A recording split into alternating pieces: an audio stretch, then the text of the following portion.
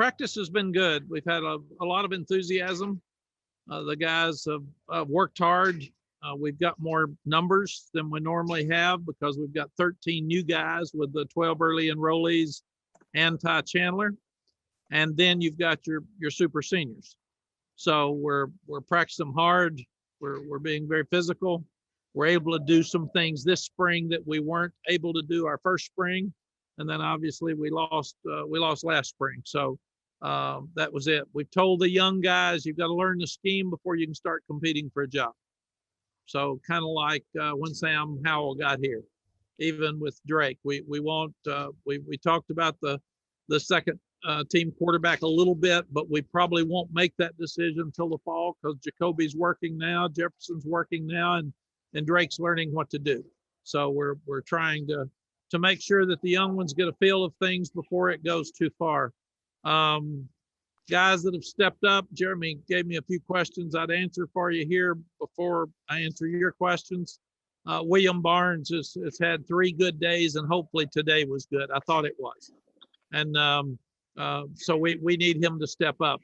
And he's down to, he was, when we got here, I think he was 342, and now he's 320. So he's in good shape and he's competing. So that would be a real plus for us if he gets an opportunity and takes it. The tight ends, Kendall Carr's been slowed by some lower body stuff, but the other 3 tight ends are doing really well. Garrett Walston's up to like 250 now, and he's being an impact in blocking, but all 3 of those guys are doing a good job. Ty Chandler's really fast. You can tell he's played in the Alabama game, the Florida game, the Georgia game. He's played against Auburn. He's played in a lot of games, so he's not going to get the big eyes when he walks out on the field for the first time. And he can catch. He's fast. He's about 209 pounds. So I'm really, really glad that he's here. In evaluating the running backs, we really can't yet. It's still too early, but all the guys still have a chance. They're still competing. We're working really, really hard on special teams this spring.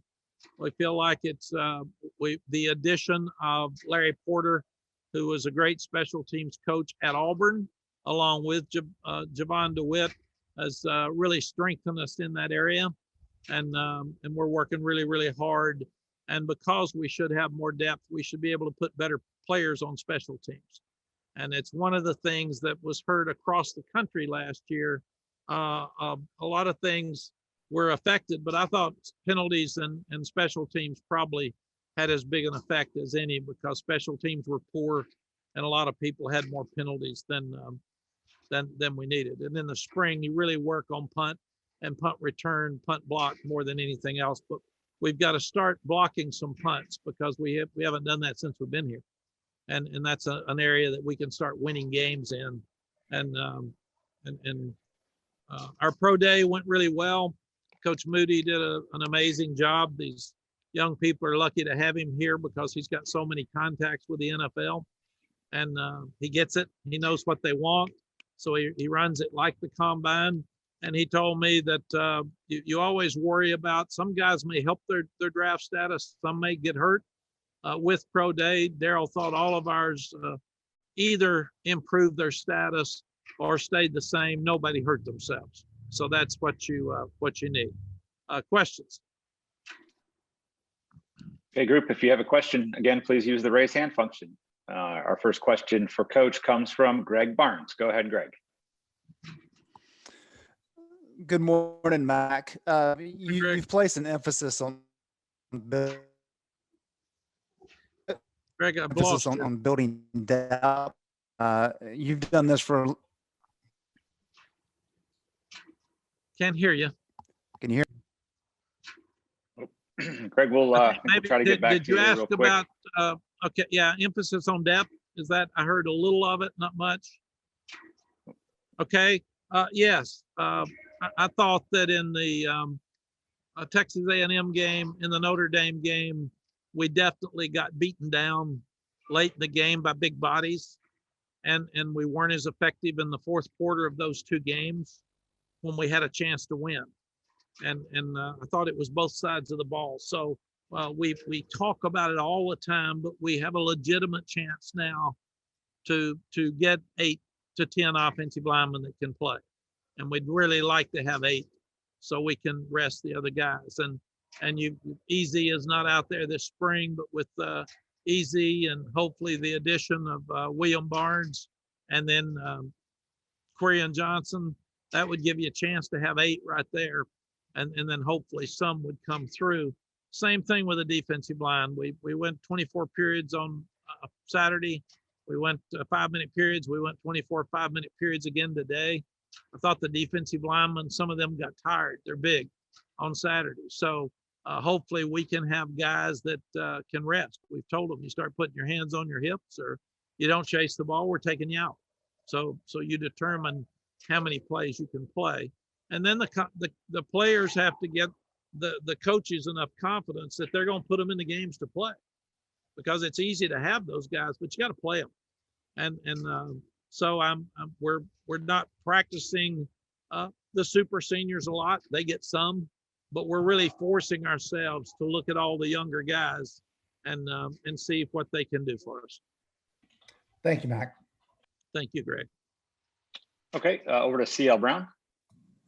Hey, Mack, I was curious if you could kind of update us on the status of Storm Duck, how he's coming along. And I was wondering, in his absence, kind of, towards the end of last season, coming into the spring, if Tony Grimes has kind of emerged as for lack of a better phrase, the #1 corner. CL, I should have mentioned the corners when I was talking about who's doing well. They have really attacked our receivers, and that'll help us at receiver, because you've got Choppery out, you've got Bo Corrales out, so it's forcing young receivers to step up and play, and they're playing against really high-level corners right now. Storm tweaked the lower leg a little bit on Saturday, so he didn't practice today. We need him back out there, but Kyler McMichael, Tony Grimes, and DeAndre Hollins are all doing a great job, and you've got Obi that keeps competing and fighting for that position as well. So we're starting to develop some depth there, which we need. For whatever reason, we've had injuries there at every time, but Kyler McMichael's improved a lot. I do think he and Storm and Tony have a chance to be really special. Over to Ross Martin. Hey, Mack, we learned that Joffrey Brown's out for the spring, and kind of looking at the depth chart, you lose Diami and Daz, and for y'all's offense, you really need that deep threat. So I was wondering kind of who y'all return to this year to really stretch the field. Who do you think can be that deep threat, that speedster on the outside for y'all? Thank you, Ross. It's a question that we're struggling with right now, because you lose 2 of the best players in the conference or the country, and then you've got Bo and Choppery that will be back for the summer, excuse me, in the fall hopefully. And Josh Downs looks great. He doesn't look good. He's our best receiver at this point. After 4 days, he did the same thing today that he did on Saturday. So we're really excited about him. Gavin Blackwell had an appendix taken out, so he's been slowed. So hopefully he'll be back out there soon. We think he'll be out there after Easter for sure. He's running routes and stuff now, but he hasn't had any contact. JJ Jones made some plays on Saturday, and I thought Antoine Green had his best day today. He struggled some on Saturday. So Emory Simmons has got to keep coming. You look at they're really looking at Justin Olson and Tylee Kraft, Antoine Green, Stephen Gosnell, who's just coming off of a growing injury like Bo had. But they're looking at those guys along with the young guys to see who we should have up there on those outside positions. And Josh is going to be our slot. Now we got to find a couple of guys to help him. And then who do you go outside with? We know Bo's probably going to be one of those. Choppery would have been, and now he's got to get back because he's going to miss a lot of work without having 2 springs in a row. But I think the biggest question mark right now, we're pretty settled on defense with depth. Young ones got to work in, but we know who's going to play right now, we would think. But on offense, offensive line, we're settled. We know who the starting quarterback is, but we don't know who the running backs are, and we don't know who the receivers are. We know who the tight ends are. So we've really got to use the last 11 days of spring to separate those running backs and separate those wide receivers. And that's a real focus for us because we went over it all in a staff meeting yesterday. And right now, nobody has stepped up outside at those receiver spots, and they've got to. Thanks, Mac. Thank you, Ross. JB Ricks, go ahead. Thanks, Mark. Hey, good morning, Mac. Forgive me, but I want to go back to the turnout that you guys had for the pro day yesterday. The 31 teams were there, loads of talent to put on display. What does it say about the Carolina program and its current status right now, as far as, bringing top tier talent, to the field week in and week out for you guys? Yeah, thank you, JB. I thought yesterday was good. We had a lot of coaches that were running the drills from the NFL. Excuse me. We had a lot of our team was there. If they weren't in class, they were all there watching. The parents were obviously on Zoom with the agents and the financial advisors. But I thought it was a great day, and that what it reminded me is that we're losing 4 really good offensive players, and we were running up and down the field last year, but we don't have those guys, and those guys are really good. And the scouts were even oohing and ahhing about them, and I think it's such a positive for our program. And of course, Chaz, we feel like will be a highly drafted linebacker as well. But to see the development of those young guys since we've been here, and to see what our staff's done with them is really, really exciting for me, good for them. And I think those guys are going to be drafted high and make a lot of money. And it helps us in recruiting. It helps our current players because every player wants to be in the NFL. So our guys that were out here, we're looking at all the drills and seeing how good you have to be to get their attention. And I do think that that's why Pro Day can be such a positive for your team moving forward. Thanks, Coach. Thank you, JB. Over to Gregory Hall. Mac, last week you said that the competition on the defensive line is probably going to be the most fun to watch this spring. I just wanted to get your thoughts on the first 4 spring practices and how that's going. Yeah, Greg, we look better. Just lining up, we look better. And you've got a number of those guys that we think can play. And now we've got to get them to play with full intensity at all time and just be flying around on the field like their hair's on fire. It's just they can't take a lazy step. The 2 young ones, Keyshawn Silver has been slowed by a lower leg injury. And he didn't get to do much Thursday. He didn't do much again today. So we got to get him back because he looked really good in the shorts periods before somebody rolled into him.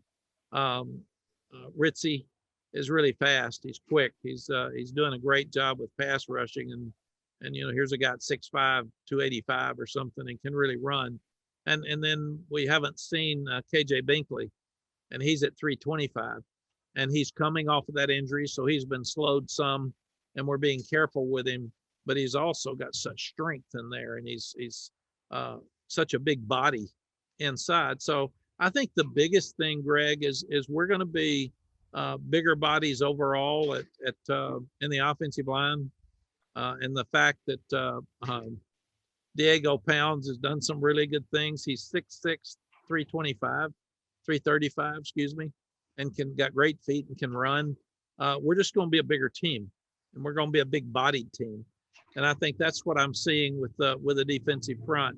When you start looking at just standing around with those 3 I mentioned, and then you start looking at what Miles Murphy looks like, and then you've got big bodies anyway with Kevin Hester, and Ray Bahasik's over 300 pounds, and he looks little in there. So there's just you've got Varner, you've got Jaleel Taylor, we got more bodies that we can work with in the spring than we've had. And I should have mentioned too, Chris Collins seems much better. He's more fluid. He's running better. He's got more confidence. And Desmond Evans, who's at 265 now, had by far his best day on Saturday. I'll get to watch the video today, but Saturday was the first time I've really seen Des where I thought he had a dominating practice. Okay, Andrew Jones, go ahead. Hey, Coach. Last year, obviously, a lot of the freshmen, they didn't have a typical, spring for the early enrollees and summer for the rest of the kids, but a lot of them got decent number of reps during the season. What are the couple of things that have really kind of popped out to you about the second year kids, how they're different now than they were a year ago? Andrew, it's another great question. I think the biggest thing is that just their confidence.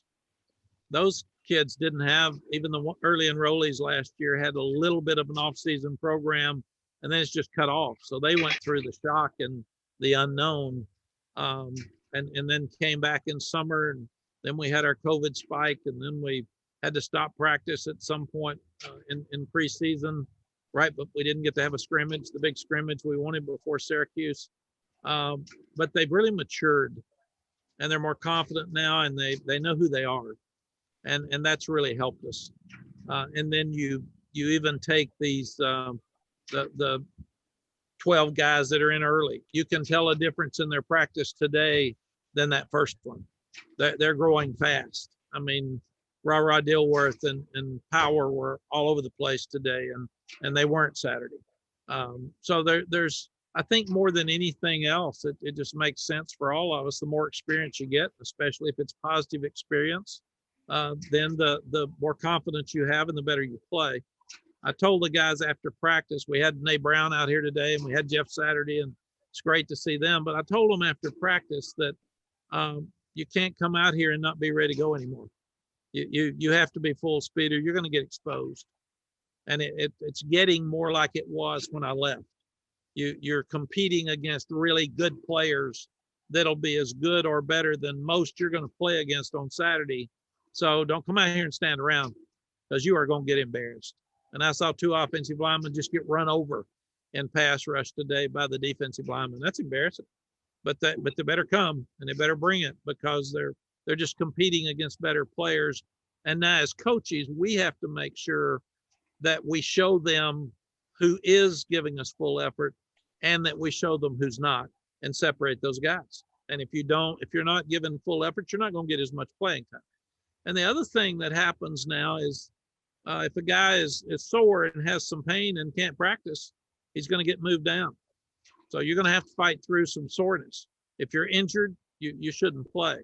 But if you're sore, you need to fight through it and practice if you want to play. I can ask a follow-up. How do you gauge that in the spring as opposed to the fall? Is it the same? Is it now when you maybe learn what guys have that little extra layer of edge? Or is that something that maybe stands out a little bit more once you get back in the fall? No, you learn it right now, because it's not as cool to play right now. It's not as much fun. There's not as much hype, and you got to go to work, and you've got to force yourself into being excited for these 15 days. And it's a really important 15 days. This is the most important 15 days we've had. It amazed me when I was told that only 21 scholarship players have ever been through a spring practice. It's amazing. And that just shows you how young we are. But the other thing is that people have talked about doing away with spring practice for years. I think last year was a real strong reason for not doing away with it. We need it for teaching. And the older guys can do drills and they can watch. We put them in a little bit. But the older guys are coaching the younger guys, and the younger guys have to have the fundamentals taught to them, how to tackle and where to put your head and all the things that they need to know before they go full speed against another team to be safe. So I've never felt like it's more important to have spring practice than now after not having it last year. Thank you. I appreciate that. Thank you. Okay, Dina King, go ahead. Hey, Coach. Thank Hey, you Dina. for letting us all come Saturday. I really enjoyed it, seeing the guys in action. My observation was a lot of energy, confidence, moxie with the program. Just want your thoughts on that. Dana, I think that's fair. We've got more in 4 practices this year. We've got at least as much or more energy than we've had in some previous years, and I really applaud the guys for that. And there is more pressure on them to play now. It's going to be harder to play because they've got to embrace the depth on this team, and they've got to want others to do well. And there's a lot of competition between offense and defense. We're having fights now, and I'm just trying to tell them I've got football on my sweatshirt here. I don't have fighting. So all you can do is break a hand and don't take your helmet off for sure. You can break a hand, get a 15-yard penalty, or get kicked out of the game. So don't be stupid and fight, compete. And there's a difference. But there's a lot of energy. There's a lot of competition. We're going blue against blue all the time. And when you do that, even in an inside run now, it's a fight. They compete really, really hard. So it's more fun to watch than it's ever been. There's not one side of the ball that has the upper hand right now on the other. Thank you. Thank you. Okay, Art Chansky, go ahead. Hey, Mac. You've always been a great ambassador for the sport of football. And right now, it just, from the outside, it would seem that the transfer portal is going crazy. The agents are running amok. Are you worried we're going to have you for at least 5 more years? Are you worried about the future of the sport? And, you know, in your overall view of it, do you think commissioners and at least football and basketball might be good to handle some of the things that the NCAA either isn't handling or can handle correctly? Art, I am concerned about some things that are happening. We're talking about name, image, and likeness, and none of us know what that means. We're trying to help young guys brand themselves, and we've got a lot of pieces in place already, and I'm proud of Bubba. He's putting forth funds, and we're really trying to stay ahead of it. But none of us know exactly what it means, and it's dangerous. It was just thrown on the athletics directors and the coaches without guidelines. And the same thing with the transfer portal. You can check the numbers. I haven't stayed up with it because we're not big transfer portal people, but I think there's over 2,000 young people in the transfer portal for football. And I think the number was only 37 point something % last year found a better place to go. So the great players that are mad and want to transfer somewhere else, I got it. The backup quarterback that's frustrated, he wants to transfer somewhere else, I've got it. But technically, the way it is right now, they have to declare, the way I understand it, the proposal is they have to declare before May 1st. Well, we finish practice spring game April 24th. So let's just facetiously say that Sam Howell walks into us and says, I'm transferring to Virginia Tech. And we open up with Virginia Tech. I mean, that is a real possibility now with players. Sam's not going to transfer, but it's real and it's there. Or let's say that a team has 3 running backs, and kind of like what happened to us for the Orange Bowl, all 3 of those running backs get mad at the running backs coach, and they come in and say they want to transfer. And you're in May now, and you don't have any running backs on your team. What do? You have to go to the transfer portal to try to find somebody to have enough players to play. So I'm afraid that we're encouraging, there's some positives with the transfer portal, but I'm afraid that we're encouraging young people at the first sign of something negative, that I'm not playing or I have to compete or my coach got on me, that they're going to run. And that's not a good message. And I'm afraid we've got some of that right now. And I'm really concerned about it moving forward. Our coaches asked me the other day, how do you coach modern day with the transfer portal? And my answer was very simple. You recruit close to home. You recruit young people that fit your place and want to be here, and then you treat them fairly. And that's the only thing that we can do. And we've told every young man, Art, if you're not happy with your playing time here, and it may not improve and you want to transfer, let's try to get you to graduate, and then we'll help you go somewhere else. And that's just the way we've tried to handle it. Is there the second part of it? Is there another structure that you could see in the future that could handle this a little better? Yes, I would love to. I think basketball's in a better place right now, even after the FBI cleaned some things up. Their rules are different. They're more practical. They make more common sense than some of our rules. So we need some rules cleaned up.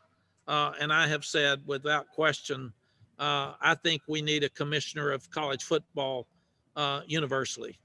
We need to have rules that are all translated the same way. Different. Not only do different leagues translate rules differently, different universities translate rules differently. So I'd like to get all of this under one umbrella and have our commissioners very involved, because that's where our money goes, and start looking at the book and tweaking some rules like they need to be tweaked. Some of them are just totally absurd, and not have any rules in there that we can't make sure that we can understand who's following them and who's not. If the NCAA can't follow whether somebody's breaking the rules or not, throw the rule out. Let's change it. Let's don't allow some people that don't care about the rules and they know they're not going to be caught. They break them and they have advantages. And I'd like to see it where people that break rules don't have advantages. Thanks, Mac. Great stuff. Appreciate it. Thank you. All right, we'll close today with Luke Buxton. Go ahead, Luke. Hey, Coach Brown, got a kind of fun question in today's press conference. I've been scrolling through Instagram and noticed that you've been posting a lot of sneaker pics, new Jumpman shoes. I'm curious if you got any input from the players on the shoes and if what their comments are. And also, Roy Williams has also been breaking out a lot of new Jumpman shoes. Has there been any conversation between you two about any new Jumpman releases? No, the first thing is Coach Williams and I have not talked about our shoes, but I will say that I got to pick the shoe game up every day. That's the one for today. A little bit of a throwback, so the guys call me old with this one, but that's okay. I can handle that. Jordan Tucker started it. I walked in one day and I didn't have Jordans on, and he said, "This is embarrassing. You don't even have Jordans on." And we're a Jordan brand school. So I said, okay, then I'll start wearing a different pair every day. So now they watch and now they comment. And they said, "Hey, Coach, drip, man, drip." And I thought, okay, what does that mean? So I had to figure that out. And then after I figured out it was good, I like it now. So, but as I walk in, they all say, "Huh, like those, Coach? Game's not as good today." So that's how this happened, Luke. It's just a product of those guys having a good time with me. Concord 11s are a classic. So Concord 11s are classic, and I have a closet full. Oh my gosh. Even Coach Bly is mad at me now because he tells all the coaches and players all the time, I was one of the original Jordan men athletes. And we say, "Yeah, Dre, we've heard that about 87,000 times in the last 2 years." So I walk in now and say, when I get a new pair, I say, "Do you have any of these, Dre? Where'd you get that, man? They haven't given me my shoes yet." So we have some fun with our shoes, and we're so fortunate to be one of the schools that gets the Jordan brand shoes. It's really a help in recruiting. It's amazing to me how much these young people love their shoes.